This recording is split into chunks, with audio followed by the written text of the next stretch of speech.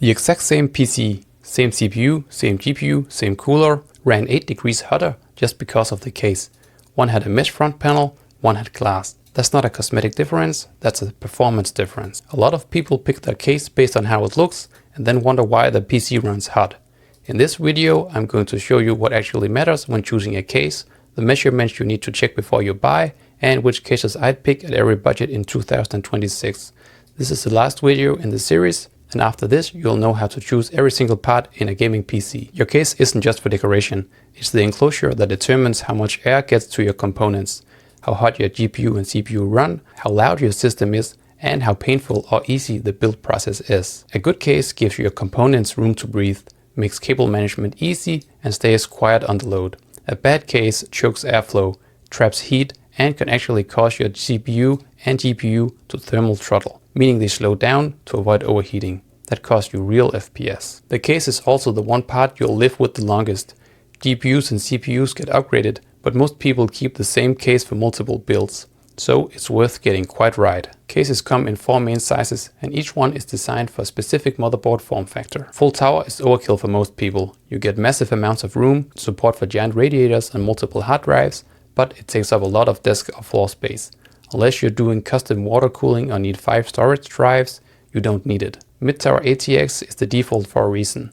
It fits full-size ATX motherboards, full-length GPUs, tower coolers or 360mm AIOs, and has plenty of room for cable management.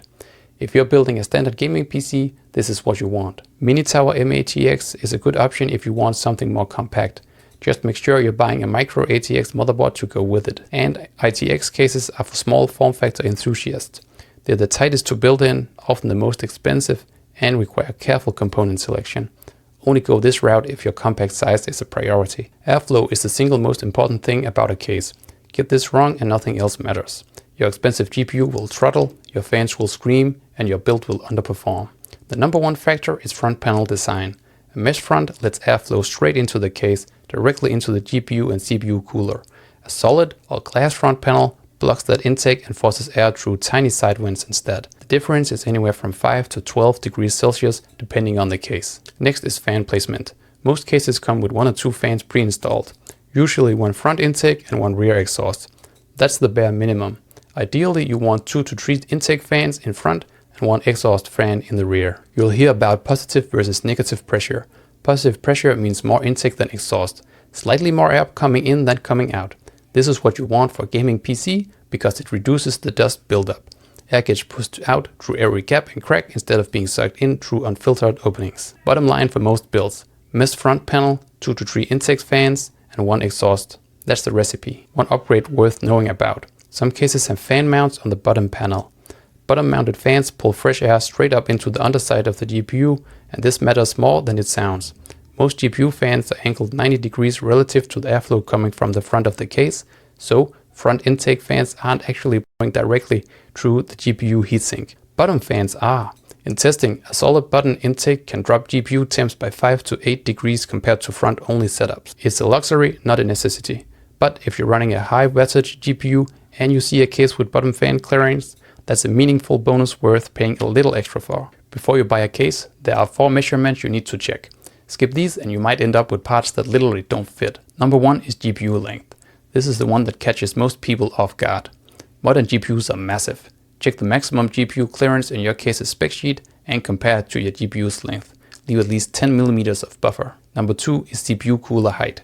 If you're running a tower air cooler, check the maximum cooler height of your case. Noctua NH-D15G2 is 168mm tall. It won't fit in every case. Number 3 is AIO radiator support. If you're using a liquid cooler, check where you can mount the radiator, top, front or both, and what sizes it support. Number 4 is the PSU length.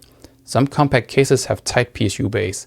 Most standard ATX PSUs are 140mm, but longer module units can reach 180mm, so make sure to check the clearance. All 4 of these measurements are on the manufacturer's spec sheet. It takes 2 minutes to check, so don't be the person who buys a case and then finds out that the GPU doesn't fit in it. Beyond airflow and clearance, there are a few features worth paying attention to. The one I'd call non-negotiable in 2026 is a front USB-C port.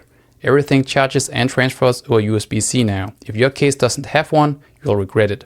Just make sure your motherboard also has the internal USB-C header to connect it. Dust filters on the intake fans are the other big one. A case with good filters stays clean for months. Without them, you're blowing out dust every few weeks. Let's talk about looks. I get it. You want your PC to look good. And there's nothing wrong with that. But you need to understand the trade-offs. Tempered glass side panels are fine. They don't affect airflow as long as the front panel is mesh. Most popular cases have a glass side and a mesh front. That's the best of both worlds. But a glass front panel, that's where you pay the price. You're trading 5 to 10 degrees of cooling for looks. Some people are okay with that, but you should know what you're giving up. RGB fans and lighting, pure aesthetics. They don't affect performance either way. If you want them, get them. If you don't care, the money's better spent on faster components. Vertical GPU mounts look great, but can restrict airflow to the GPU if the card sits too close to the glass side panel.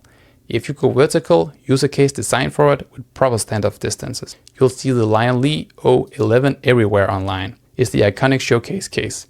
Beautiful dual chamber design, but it's built for custom water cooling or lots of fans. For a standard air-cooled build, a mesh front mid-tower is a better choice. Alright, here are my picks at every budget. All of these have a mesh front panel and good airflow out of the box. Absolute budget. The Phanteks Eclipse G370A at $50. Micro ATX, mesh front, tempered glass side panel, solid airflow for the price, and it undercuts everything else on the list. Available from Newegg, link is in the description. If you want to spend a little more for extra fans included, the Deepcool CC360 at around $55 is a strong mATX step up. And for a full ATX board, the Thermaltake S100GG at around $60. Mid-range. This is where I'll tell most people to land. The Corsair 4000D Airflow at around $90 is one of the most popular cases for a reason. It has excellent airflow, clean design, great cable management. The Lian Li Langcool 216 at around $90 is its closest rival with even better airflow and comes with 3 fans included. Premium. The Fractal Design North at $130. It's the case that looks like furniture. Wooden front mesh panel, whisper quiet operation, phenomenal build quality. If aesthetics and airflow both matter to you, this is the one. If you're going small, the Cooler Master NR200P at around $80. The gold standard for ITX builds. It's compact, has great airflow for the size, and supports full-size GPUs and tower cooler. Link to all of these are in the description with live pricing. And if you want a complete build, GPU, CPU, RAM, motherboard, case, everything else, the PC builder at MaxMyBuild.com puts it all together for you. Into your budget, get a full parts list. It's free, no account, first link in the description. That's it. You now know how to choose every single component in a gaming PC. The GPU, CPU, RAM, storage, cooler, power supply, motherboard, and now the case. The entire How to Choose series is linked in the description. What's the ones you missed? If this series helped you, hit subscribe. I'm going to keep making guides like this, and drop a comment. What case are you building in? I want to see what you picked.